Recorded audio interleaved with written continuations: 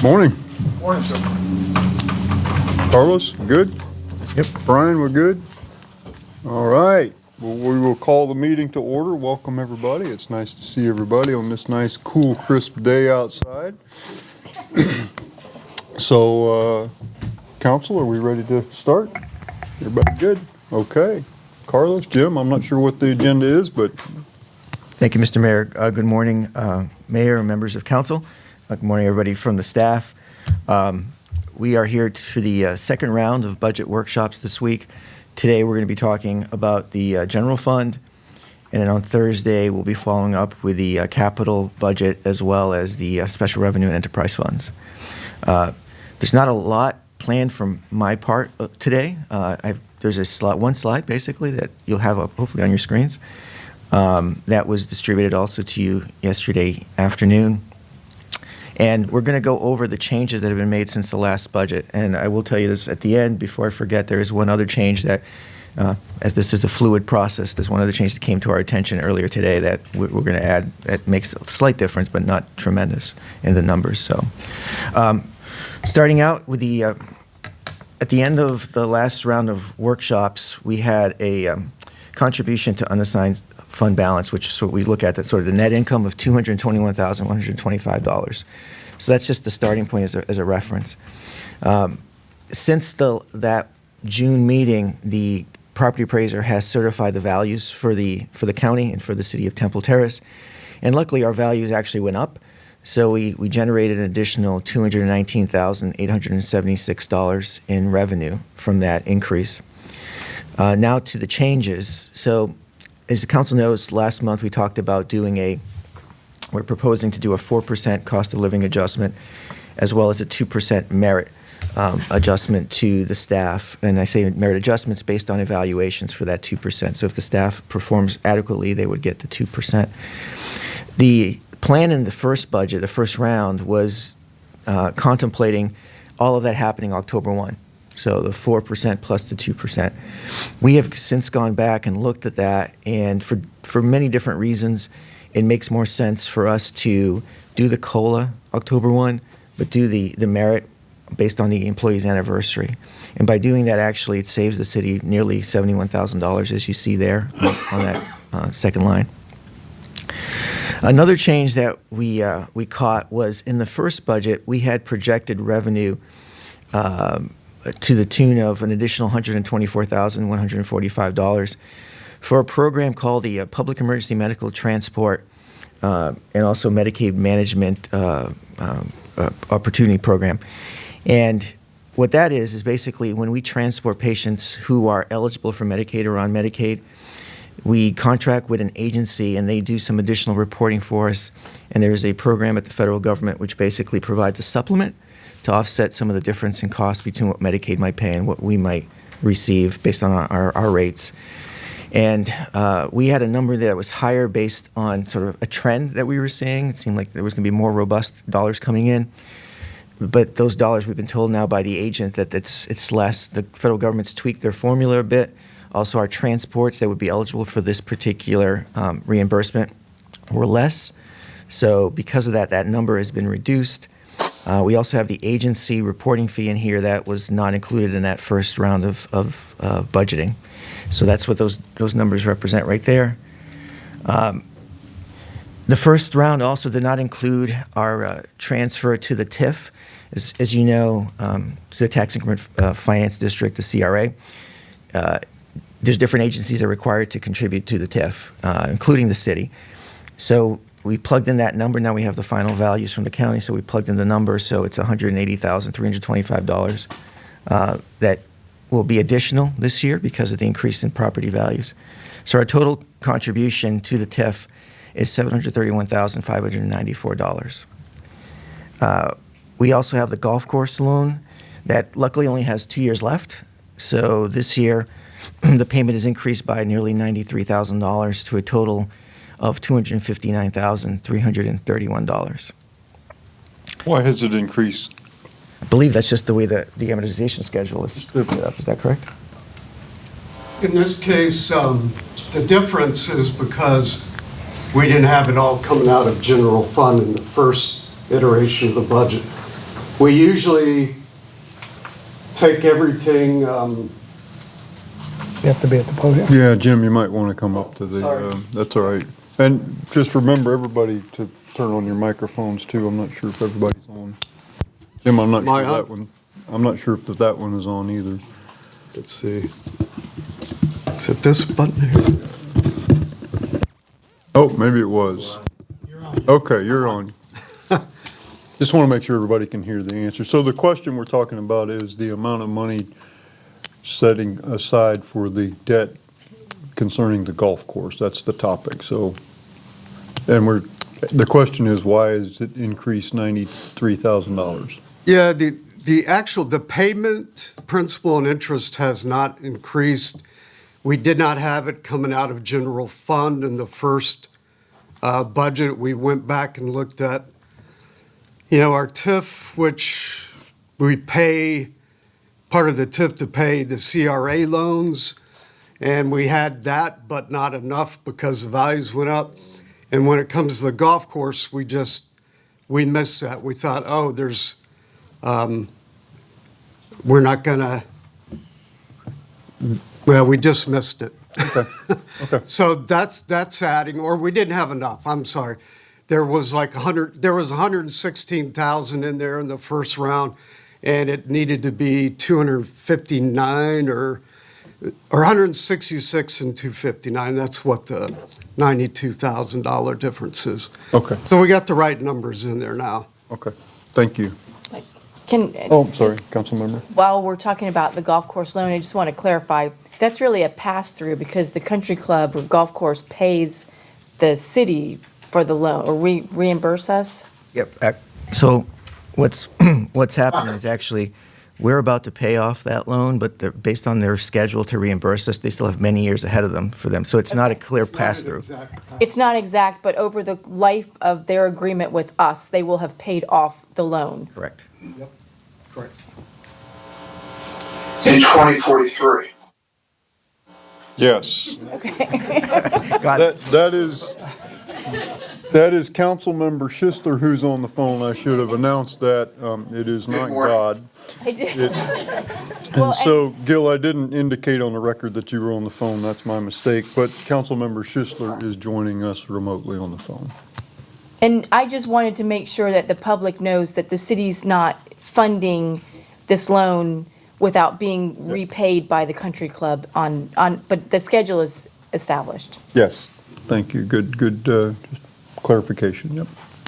Okay, The next item is a transfer to fleet. One of the things that we discussed was the condition of the sanitation fund. So we've really taken a hard look at that and tried to do different things, which we'll talk about this morning, to help address the needs of the sanitation fund while also mitigating some of its financial pressures. And one of the ones was the fund was required to, a lot of like the other funds, to do a transfer to the fleet fund because they have vehicles and repairs and things like that. So what we've done is we've actually absorbed the sanitation's contribution to the fleet fund with the general fund here. So you see this number here, $69,562, which represents roughly that contribution. The next item is a little bit of creativity on the part of Jim and his team, which I applaud them for. We had a lengthy discussion about trying to make sure that the sanitation fund doesn't fall behind in terms of its fleet and its vehicles. We had 2 vehicles that were proposed in the budget, one actually from an earlier year that had been pushed off, and one for the FY24. And we were not able to recommend that the council pay for those vehicles because the fund was so underperforming. What we're proposing now is to allow us to make sure that we keep the rolling stock fresh, is to do a loan from the general fund's fund balance of $550,000, which would allow us to pay for those 2 trucks. And that loan would be paid back over time, and it would have an interest rate of 1.75% on that loan. We have checked with our auditor to ensure that applying an interest rate is something that can be done and doesn't violate any sort of best practices in terms of accounting. The auditor said it's absolutely fine to charge a reasonable interest rate. If the council feels that 1.75 is not reasonable, you'd want to charge something less, we're open to that. We just felt that in light of the fact that the general fund is a taxpayer-supported fund and is making a loan to a user-supported fund, that it made sense to have some sort of a premium because we have opportunity costs by not having those dollars in our possession, or in the general fund's possession, I should say. So doing that year one, the fund would only pay back interest. So fiscal '24, there'd be a $9,188 return to the general fund for interest payments. Okay, so I'll call on Councilmember Schisler last because he's on the phone. Councilmember Fernandez, you? Well, my main concern is that, one, we're not overburdening the general fund with making this loan, but two, it would be that the rate that's set in sanitation is going to be, it's going to allow for the repayment without pushing the sanitation fund farther in the hole. And the way we've projected it, it should allow us to do that. Jim, I don't know if you want to speak to it. We're going to talk about more on Thursday, but Right. maybe just today, a little bit of a synopsis of what you're thinking for sanitation. Sure. First of all, the question about the general fund, it's coming out of unassigned fund balance, our reserves, so there's no effect on the millage rate. The main effect in this year's budget, if we go with the 1.75 interest rate, would actually be an addition to the general fund of less than $10,000 a year over I think a total of $28,000 over 5 years. As far as the sanitation fund, the first thing is the sooner we get these newer trucks, the better. When these sanitation trucks get older, the cost of keeping them operating, the repairs get higher. So I think that's an important thing to remember, number one. And on Thursday, we've done a 5-year projection of the sanitation fund. What we want to do for this year, even though, yes, we do have $100,000 basically repayment plus the interest every year, we're trying to kickstart the sanitation fund by suspending some of these allocations, like the fleet. The fleet contribution itself was $98,000 a year. And we're splitting that between general fund and enterprise on a 75-25 split.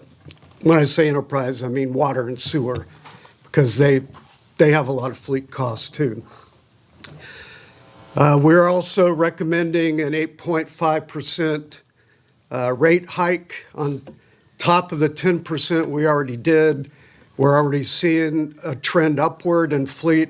It's going to take a few years to get to an optimum level, but this won't, obviously it'll slow down. $100,000 a year will slow down getting to that optimum level of 25% of general fund, not general fund, I keep saying fund balance to operating ratio. But it allows us to get the trucks now get them on order now, because they're going to take a while to get here. The more we push it off, the more we're in risk of escalating our maintenance cost on those trucks. So that's kind of the thinking behind it. Vice Mayor? Yeah, a question. Will this count negatively towards our percentage of fund balance? To, which one? The General fund? general fund? No, because it's using reserves, unassigned reserves. We're not going to, okay, well, let me back up. You're right. It will a little bit. It will, 100,000 will a little bit. However, that's not a bad thing considering we're in the 40% Okay. range right Just want to know now. if it counted towards that percentage that we. Yes, that is a good point. But again, I think we need to probably bring that down because it's already very healthy, as the auditor mentioned in May. And it could probably use a little bit, Okay, thank you. coming down a bit. But 100,000 is not going to be a big difference. Councilmember Abel? I shared Councilmember Fernandez's concern that the sanitation fund might not be able to repay, but now I understand that it's probably more costly to repair the vehicles than it is to replace. So I think it makes sense, but I just want to make sure I understood correctly. Would the general fund be repaid in 5 years? Is that the term you were proposing? 5 years, 5.5, 5.5. 5.5 years? Okay, cool, thank you. Councilmember Schisler? Yes, thank you. Oh, I think that this is a good approach to Councilman Fernandez's question. You take a $300,000 or a $400,000 slug out of the enterprise fund to go buy a truck right now or next year. That's going to make an awful big hill to climb out of. The approach that they're using here will be less of an impact on the enterprise fund going forward. We'll get to the same place ultimately in 5 or 6 years, but for right now, I think it's the best approach to use. I'm comfortable with it. Okay, I haven't heard anybody mention the rate of interest being charged. Is that, It's a question I have. okay, so we'll come back to you, Gil. I think Councilmember Fernandez has a question about the interest rate. I'll make sure you get an opportunity to chime in on that too. I just Got it. wanted to know, first, what interest could these funds be earning? Because these are technically funds that would be sitting in an investment account or a bank account, money market, et cetera. And so what interest could they be earning, and how did you calculate, or how did you arrive at the 1.75%? Well, there was no science in the 1.75. We took the loan that we are paying right now for the big loan for the CRA is at 2.75. So we dropped thought 1.75 was reasonable. It's certainly not market rate. We can adjust that. We can bring that down. Our auditor even said, it depends on what the council wants to do with that. Well, I guess my question would be, I know that funds are allowed to charge interest for interfund loans, but is there a requirement that, gap or anything that says you should set the interest rate at a certain percentage of market or within a certain range of market? Or is it totally our discretion? Yes, I'm not aware of any for internal loans. Some governments won't charge any interest. Many of them do, but as far as I know, Jennifer, do you know any gap rule? I don't know. We could charge 0 if we want to, or it's up to you guys. So it's our discretion, the dollar amount. I mean, the 1.75%, in my opinion, seems fair because we are trying not to burden the sanitation fund. At the same time, we don't want to burden the general fund. So it seems like a good compromise to me. And to your other question, certainly it will affect the general fund's interest. Over the past year, our interest rates have gone up. We've made some moves in our banking that our interest is contributing to a very, very good year we're projecting for this year and next year, adding over $1 million of interest a year, just a general fund. So will it affect it? Yeah, certainly if you take out $500,000, although we're putting $100,000 back into the general fund every year in this loan. Councilmember Schisler, any comments regarding the interest rate proposed? Yeah, my question yesterday to Carlos, when I heard the number was, is this something that could be questioned as to being a sweetheart deal? And I believe that was addressed with our auditors.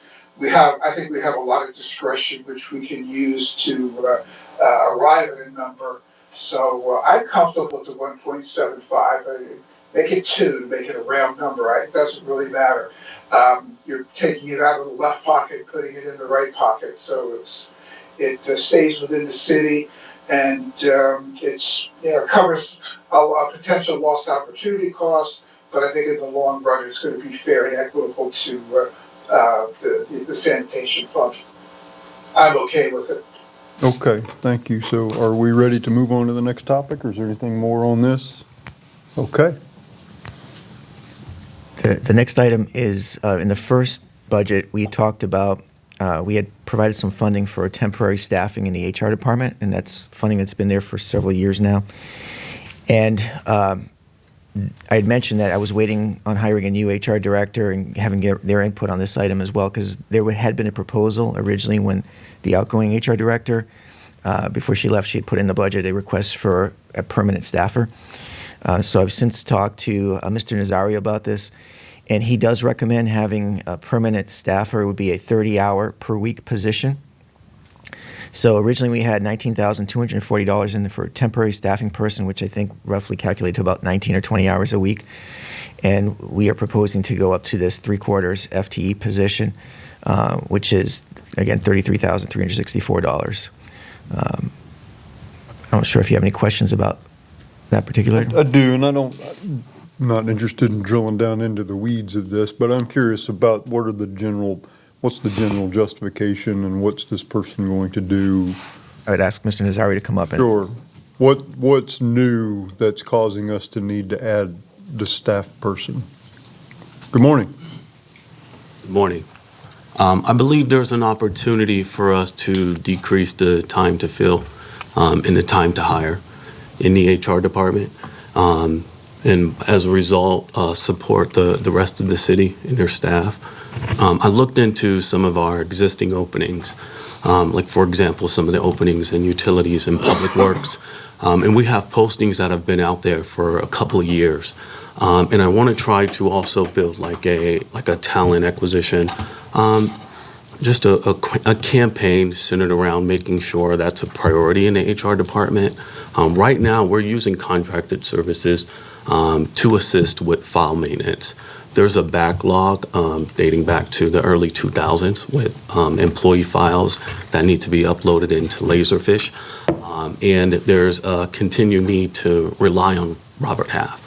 I would like the opportunity to train that person, continue to work with that person so that I can restructure the department in a way that assists the rest of our directors. Okay. Council members? So just as an aside to this, I was at USF at an event yesterday, and their career services department I was speaking to one of their VPs from career services, and one of the trends that she was telling us about was that companies are reaching earlier and earlier into the pipeline to identify potential talent. And what they're seeing now, or some companies are coming on campus, and even freshman year students, I mean, these are 17, 18-year-old students, and they're identifying them in certain majors and offering them shadowing opportunities, summer internships, but even during the school year, opportunities to come and shadow their staff. And then over the academic career of that student for 4 years, they're actually offering multiple internship opportunities over summers and summers. So they're grooming these folks and trying them on essentially too, to see if they're a fit for them, and if if their company's a good fit, so that upon graduation, these folks just graduate and come right to work for them. And they said that, the idea of doing that's not new. People have been doing that for an awful long time. But what is new is them reaching that far back to go to freshman year. They used to come and talk to, seniors or, rising seniors or, juniors maybe, but now they're going all the way down to the freshman year. And as she's talking, I'm wondering, we're not Google or Microsoft, but I don't know if there's an opportunity for us to do that, particularly in the field of, urban planning and some of the more technical fields, like in Troy Shop or something like that. So Anyway, not to get off track, but when you talked about this, it connected with what I had heard yesterday and wondered if there were some opportunities, so. I agree. A lot of the skills that recent grads will develop is through on-the-job training. Not necessarily, and usually that's what directors will look for. That's my preference, is to take someone who has the willingness to learn, who's considered a sponge, and I train them to fit into the department the way I choose to. Not necessarily bringing someone in who's seasoned, who may be resistant to change. So, I mean, it's ideal if you want to scale your department, make sure people are focused on teamwork and assisting, and then just taking directions as it comes down. Usually you want to start with someone who's willing to learn, and that's what I want to focus on, is finding individuals who we can grant that opportunity to. And I feel like having someone part-time that we can continue to grow and train in that department will be crucial to our success in the long run. Very good. Thank you very much. Okay. The next item was actually just a mistake on the first budget. We had left out, there's a monthly communications team stipend for Laurie and Brian for travel, because they drive all over the community filming and doing different events, and that was left out of the first budget, so it's being put back in here. I had planned to reduce professional development in the executive department by $2,000, and that was left out. That cut was left out, so we're making the cut now, also in this particular line. And this was just for a membership that I didn't feel was warranted for our organization at this point. Moving on, one of the items that is very important to our entire team is the notion of professional training and development. And what I identified was the fact that we really don't do, each department does its own training, but we really don't do sort of cohesive training for our leadership team or all our department directors. And what I'd like to do and propose here is $15,000 to allow us to do, right now what I'm thinking is basically a leadership retreat, bring in a facilitator to really do some strategic thinking about where we want to be as an organization moving forward over the next year. And if the council would allow, make this an annual type of event. We would ideally look to do it off-site. When I say off-site, I don't mean Las Vegas. I mean probably like somewhere in Temple Terrace at some facility, just to get away from City Hall and the pull and and push and pull of everything that happens here. So that is what that item is about. I'm happy to answer any questions about it if you have any. Council? No, I don't have questions, but I love it, so I'm happy to see that. Great, thank you. I am too. I'm very happy to see that, and it's a direction that I think we're trying to, well, I don't think we're trying to, we are trying to move in, is to good and getting better. And part of that good and getting better is the constant development and honing of our skills of our leaders and our staff. And that doesn't happen just because you wish it.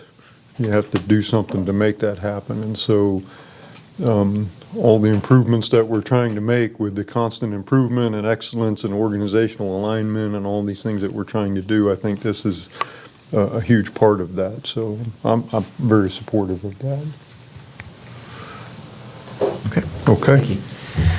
The next item was there's a gymnastics meet revenue that was put into the first budget for $5,000, but it was cut later. That it was just a pass-through item. Basically, we get the revenue, we're just a collection agent, and then it passes on to the entity that actually uses those dollars. So it shouldn't have been in there as a revenue. So that is being removed. We also had a capital item being funded from the general fund from the information technology department, which was for network switches. And so it was $80,000, and the question that we asked ourselves, well, what network switches affects the entire organization, not just the general fund portion of our city. It affects our funds, our other funds as well. So we've taken $20,000 out and spread it out to the water and sewer fund. We also had a discussion about buying a vehicle for code. If you recall, we had $10,000 programmed, which was basically to address inflation, because we ordered a vehicle, or we tried to order a vehicle. Trying to get a truck is very, very difficult, an F-150. The mayor actually suggested perhaps looking at a smaller vehicle. I talked to the code staff, And what they're going to do is they actually have a sedan that is rarely used because it's not as helpful for the inspectors as having some sort of a pickup with a bed where they can put the signs and the material they collect.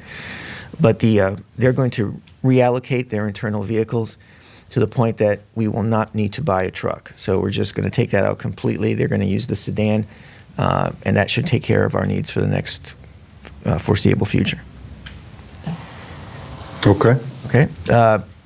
The next item is we looked at some of the, we've talked in the past here at council about, for example, our business tax receipts. We talked about how there's over 400 categories. We're trying to do an audit of this, trying to basically make sure that we're charging people the right amount and that we're charging everybody fairly, so that if there's folks out there that aren't paying, it's not fair to everybody else who is paying. So doing that, there's a lot of manual labor for staff right now. Our existing finance system is really not robust enough to handle this.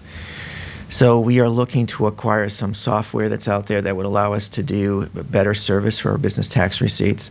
At the same time, we've been trying to, like a lot of organizations, move to a more technologically based timekeeping system. So we'd like to look at purchasing some software for that also. And then at the same time, we have, for example, there's a position in the budget for a project administrator, and so we need to budget for some computer equipment for that position also. So taking all those things together here would add about $33,700 to the general funds budget. Councilmember Fernandez? So the software, would that be an annual expense or is it a one-time? It would be an annual. Annual. Okay. And then by buying into that software, basically a subscription, will it be updated, each year? Do you get the updated version, or will we need to do something different in the future? Typically, any updates that become available, typically the subscriptions we would be eligible for, but let me just confirm that. Jennifer, you know. The goal, though, was also that if we got a new ERP system, it would be integrated as part of that. It's just Jennifer, why don't you come up, please? If you don't mind, kind of start over, because we may have some people watching on television. So the goal was, when we do get to a new ERP system, that the business tax receipts and all the other functions that the city does will all be integrated into a new ERP system. And then we maybe wouldn't need this Band-Aid that we're getting right now. But it would just be an annual cost. We have to do quotes. We have to, go out and see demos for these vendors before we know exactly which one we're going to pick. So will this be actually a new accounting software system that this is integrated into? Well, the business tax receipts, the financial side of it would have to have manual journal entries to go into the system that we have now. So this would just to be housing like a database of those businesses, and then it would have access for them to pay them online and things like that is what we're trying to get to be a little more modern, Okay. for the residents or for the business owners. Okay. So I'm going to make sure I understand you correctly. So this piece that we're looking at funding now is not the permanent solution that you're I know we're talking about putting in a whole new system that all our acquisitions and procurement and everything. This is not that. No, this is just for business tax receipts so that we can get a handle on that because there's a lot to it right now. I'm sorry. The timekeeping is a separate software. So they're going to be two separate just to get us to where we can get a handle on what's going on. We can make sure our database is completely updated of all the businesses and everyone's being charged appropriately. So this will help us build that database. And then depending on what ERP system we end up with 2 years from now or however long it is, we may keep this or we may move all that data to a new ERP. I can't answer that question. Because we don't know what we Because might. we don't know at this time. Okay, that's the clarification I needed. Yeah. Okay. But this will help us a lot right now to get updated where we need to be. Okay, and so I'm assuming that this software would come with a contract for a certain period of time Yes, sir. so that we could back out of this if we didn't need it at some point. Yes, sir. Okay. Council, that makes sense to everybody? Yes. Okay, thank you. And just to also to clarify, the ERP system, if we do propose it for next year, for '25, and if council were to fund it, that process will take several years to get fully implemented. So we would probably be using whatever the software is for a little bit of time until we get to that point. The next item is again, looking to provide some flexibility for our general fund. We looked at all the different positions that were being charged to the general fund that might have some applicability. This is like very similar to what we said earlier for some of these other line items that might have applicability to some of the other funds. So we had proposed a facility foreman position in the budget as a new FTE. And what we're proposing here is actually split the facility foreman position, half for general fund and half for the enterprise funds. The public works director position, for example, salary has always been 100, well, it has been 100%. I'm not sure if I could say always. I don't know how far back it's gone. That's just been in the general fund. We're proposing to also split that now with the sanitation fund here. And some other different changes to other positions, similar vein though, and that would basically generate or save us about $89,000 to the general fund. We're good there? And the next one is at the last budget workshop, the mayor had actually talked about finding dollars to do an arts program. So we have opportunities to do all kinds of great stuff with arts, and I know the vice mayor, you're very involved with the Arts Council, so that we're going to be sort of picking your brain on this one. We have all the improvements we've done here at City Hall. We have a lot of blank walls. Love to see some colorful art from the community or from the general Tampa area to fill those walls. We also have in our CRA area, we're working on this master plan, have this walkable path. We'll allow people opportunities to see public art as part of that process. So this program right now, we're proposing to do about $10,000. This would be sort of a seed program at this point. I think if it became successful and council found that it was worthwhile, we might want to look at increasing that in the future. But for right now, it seems like a good starting point. Council discussion? Sounds great. I like it. I'm good with it. Okay, good. So it doesn't seem like this is controversial, so I don't want to drag it out, but I do want to share with everybody. So I guess I kind of did some spying on the city manager in a way. On vacation, I found myself not far from his last city of Concord, New Hampshire. And so he and I have had, I don't know, hundreds probably of conversations about opportunities that he learned in Concord that might work here, and things from my experience that I thought. And so I went to Concord to check it out, to see the Main Street redevelopment that had been done and the public art program that we've talked about, and some of the challenges in that city with so much of that city being tax exempt because it's the state government's location. So a lot of the prime real estate is tax exempt buildings because they're government buildings. Spent quite a bit of time in Concord, poked around, looked at all the public art and in detail and stuff. Really neat project. The downtown Main Street, there's a good, I sound like my daughter now, but there's a good vibe. Lots of people walking around. They had a farmer's market going on while we were there. I mean, the art was really a big part of that. And then we went right down the road, probably 25 minutes or so, to a neighboring city of Manchester. And I got to tell you, not just because of the public art, but because of everything, that Manchester is not Concord.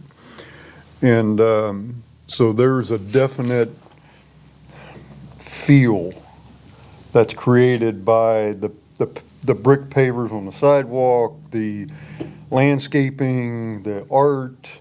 It's not one thing, it's the whole feel of it is much different. And then, like I said, we went down to Manchester, who looked like a community that was trying to be Concord but not doing a very good job. And we didn't even stay to eat supper because it just wasn't a place that you wanted to stay. So anyway, good job in Concord.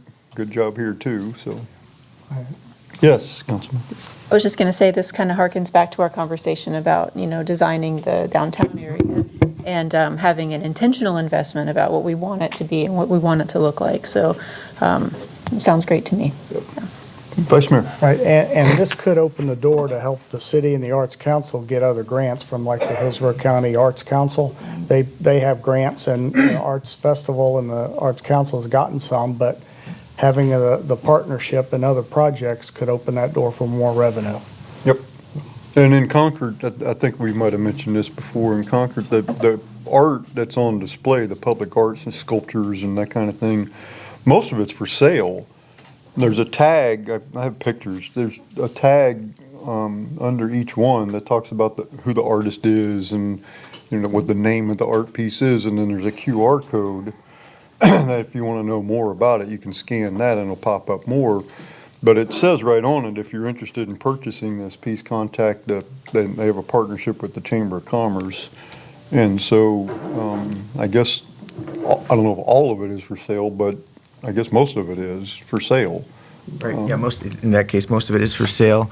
The city there would lease the pieces, so they lease the pieces for a year or 2 years, depending on whatever the agreement was, for a reasonable amount of money. And then at the end of those 2 years, if it hadn't been sold, then we would just circulate it out and put a new piece in, unless the piece was very, very popular in some instances, then there might be some desire for the city to acquire it. Okay. Okay.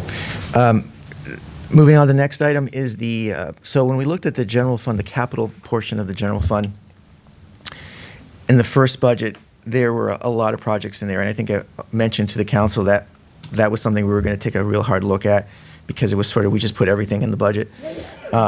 We have since had significant review of this. Talking with Carl's group in terms of leisure services, they had the bulk of those projects. And I think Carl may have had upwards of maybe almost 30 projects in that first round of the budget. We have since culled that list, and what we're proposing to fund from different sources is the top 20 projects that Carl had. So in doing that, and also removing some of these projects from the general fund and putting them into CIT, so these different changes we did, we opened up about $96,000 in savings to based on the change from the first round to this round. The next position, the next item here is the removal of the maintenance aide position. It was one of the FTEs that was suggested for that early budget. But having that discussion with Carl again, part of the driving reason for this position was the notion of adding new park space, for example, adding that park along River Hills. And we're not going to, I don't foresee us being at that point where that park is going to be, robust and thriving by the end of the next fiscal year. I think that's going to take a little bit of time. So we felt that we could push that off to an out year right now and then revisit it later on. So that position's also coming out. One other item that came to my attention just a few minutes before this meeting that's not on the spreadsheet is apparently we have a discrepancy in our numbers for the fire department's overtime. So it looks like we may need to add $15,000 to the overtime based upon the first round to this round. So that would change this fund net income bottom line that you see there of $237.92 would now go to $222,092. That would be the new bottom line. It would be still better than the original bottom line you had at the top of the spreadsheet. So what happened with the overtime? Do we need to add more money to overtime? Are we using more overtime funding than was given, or what's going on? So let me ask either Jennifer or the chief to come up and try and address that. I haven't not gone back to look and see where the calculation came from as far as originally. Chief Kemp mentioned that he had put in originally 90,000, and we did a calculation of like 76,500 or something like that. And so we just, I guess there was a discrepancy between the way that he calculated it and the way that we calculated it. So, I mean, to err on the side of caution, we're going to go ahead and increase it. What is it currently in today's? Today's, I do not know the answer to that. I apologize. I know.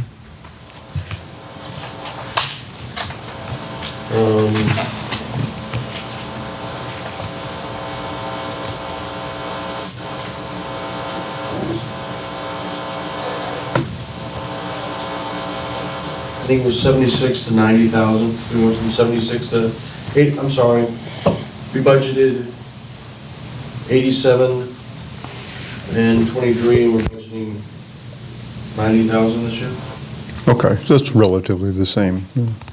Actually, maybe a decrease a little bit if you can correct for inflation, so, okay. Oh, Councilmember Abel. I'll stop the meeting on my account, but I have to I can step out for a second. Oh, Just okay, keep going. I'll be right back. okay. So we'll continue. If there's something particularly comes up that's a decision point, we'll pause, but I think we can keep going. Sure. Any questions about the overtime? Okay. And Mr. Mayor, that's all I have actually for this morning, so I'm open to any points of observation, changes, input from the council. Okay, Vice Mayor? Yeah, and I apologize, I didn't know we were asking questions when we were early on in the presentation, so I did have a question about the merit increase part. You changed it from October 1 to anniversary date. Are your evaluations still done on anniversary date, or are all employee evaluations done at one time? So the evaluations were done at one time. That's the way they've been done here for quite some time, for the bulk of the employees, for the general employees particularly. So that's what led us in the first budget to think about doing the merit and the COLA at the same time. But in talking to the department directors and the finance team and the HR team, actually, what we thought about was like, if we spread it out, it makes more sense. It helps us financially, and it actually makes more sense for better evaluations. Chief Albano actually made an excellent point in one of our meetings. He said, look, if I get 35 evaluations to do all in one shot, it's going to be very hard to really give each evaluation the time it needs to make sure that it's done right, it's productive feedback to the employee, et cetera. Whereas if I get them spread out throughout the year, I'm better able to apportion my time to make sure that that employee is much more at the forefront of his attention, in terms of evaluation. So, and the department directors, I think they can speak for themselves, but they all seem to agree with that point. So that's part of the logic also for why we're going to spread it out. Okay, so you're going to be changing your current evaluation dates from probably September to an anniversary date That's correct. for the all regular non-union employees? Right. Okay. Chief, did you have something to add?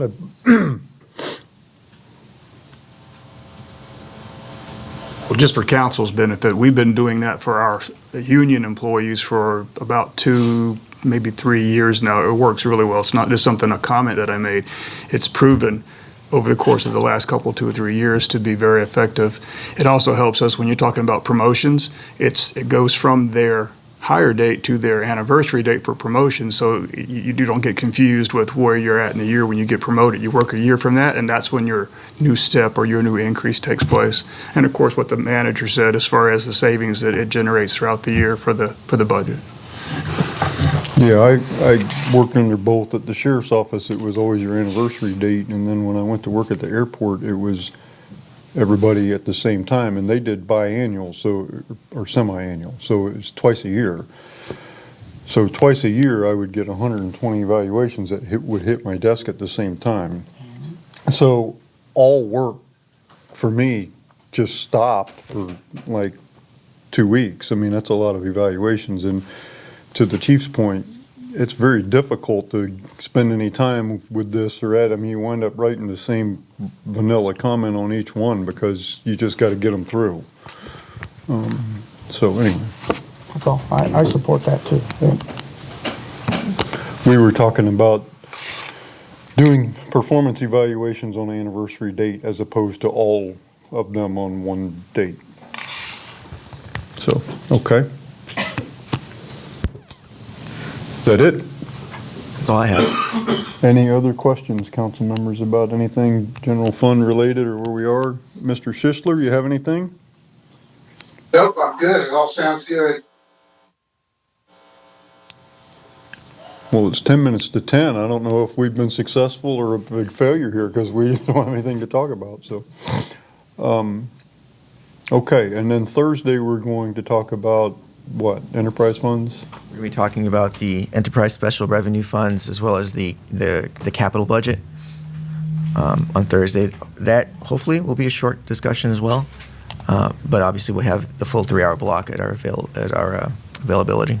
Okay. So one last thing before. I'm sorry. Go ahead, Gil. I'm sorry, I did have one additional question. All right. Jim. Our normal budget process, covers 95% of the ad valorem taxes. In other words, we can't budget that additional 5%. But just for our edification, given that we have a 99% collection ratio, what is that differential? Let me check our year-end estimates for this. So I don't know the exact number. Oh, I'm sorry. Here we go. Mr. Ingram is working to get you an answer to that. Okay, that's cool. Just for example, this year, it looks like we're going to have 160 to maybe $200,000 additional over what we budgeted in ad valorem revenue. What percentage of the overall, I'm not sure without getting a calculator out and playing with the numbers, but it's definitely somewhere between the 95 and 100% range. And you're right. Typically, every year, we bring in a little more ad valorem than what was budgeted because we are required by state law to only budget 95% of the assessed value ad valorem. Great. Okay, cool. Thank you. Yeah, you're welcome. Thank you, Mr. Ingram. So one last thing, one last thing concerning performance evaluation, since we have a new HR director. And I could ask you, I could do this on the side, just, but it's not bad since we're talking about it that my colleagues can hear this too. So a few years ago, we used to do the performance evaluations for the 3 charter officers. I don't even remember when we did it, like January, or it was kind of haphazard, but it wasn't aligned with the budget. And so as a consequence of that, after the budget was approved or leading up to the budget approval, council would enter into a discussion about what raises to give the 3 charter officers. And I think it was Councilmember Donahue at the time that pointed out, it's like, well, we haven't even done their evaluation yet, and we're talking about what raises to give them, and it could be that, you know, maybe we don't want to give this one anything, or maybe we want to give this one more, but we don't have that evaluation done. So when I became mayor, I changed that, and I think it was 1 year where it was a kind of a short turnaround because I changed it so that we would do them beginning in like late August so that they would be done by September, so that when this conversation came around, we would have freshly done their evaluation. The other thing we changed was the form, and to be honest, I don't know the genesis of the old form, but nobody on the council at the time liked it. It didn't really give you much opportunity to, anyway, it doesn't matter, but the details don't matter. It wasn't a form that anybody liked. And so the form that we have now is also not the best. It's something that I came up with by looking at other cities and looking at the sheriff's office, what I had known there, and the airport and some of the other things. And I came up with a form. So the city managers, all 3 of the charter officers are the same at the beginning because they're general skills and interpersonal skills and stuff like that. And then there's a section that's unique to each of the 3 of them, knowledge of public records and, those kind of specific. The reason I bring this up is it might be a good time for you to take a look at last year's, to look at the form. I know there's not a lot of time before we're going to start that process, but if you have comments or suggestions that you may not have time to do wholesale changes to it at this point, but if you have comments or suggestions or tweaks that you'd like to make to that form, now would be the time to kind of look at that, because I'm going to send that out to the council members here pretty soon to start working on that. And so we've been doing all those in September. So any recommendations you have on that process, if there's time to make tweaks or changes, I'm open to that. The form I created doesn't mean that it's a good form, so feel free to say, what in the world is, what we are trying to do is make it good. So if you have some suggestions on that, now would be a good time. Okay, Councilmember Abel. Something that I've come to appreciate, along with the evaluations of the charter officers, is the charter officers have written up stuff that they've done throughout the year to sort of help guide the process. And we don't know everything you do all the time, so it's nice to have that as a framework to fill out the evaluation form. Okay. Anything else? I do have one. Oh, Councilmember Fernandez. I just want to make sure, this is just for the public, to know when the budget will actually be showing up on council agendas for council discussion, just so that they know what the schedule is. Our first budget hearing is scheduled for September 5th. The second one and the adoption is scheduled for September 19th. Hope I got my dates right. Those are the two council meetings in September. We have to certify our tentative millage rate by next Friday, I believe, by the August 4th. So that's why in the next council meeting, next Tuesday, you will be voting on a resolution to adopt a tentative millage rate, which I assume we're good with the 6.455. We need to get all the agenda, the paperwork, the numbers together. And we will get that going. And I'm probably answering more than you asked, but in around August 20th, that week, the property appraiser will then send out your tax notices with the hearing dates, phone numbers to call us. It'll have the whole breakdown. It's one you get every year, breaks down all your different taxes, including the municipal rate. And we post the hearing. We are required to put an advertisement for the hearings, as we are any ordinance, which, the budget adoption is an ordinance. So that is the schedule. Thank you. Anything else, council? Okay, if there's nothing else, we will stand adjourned.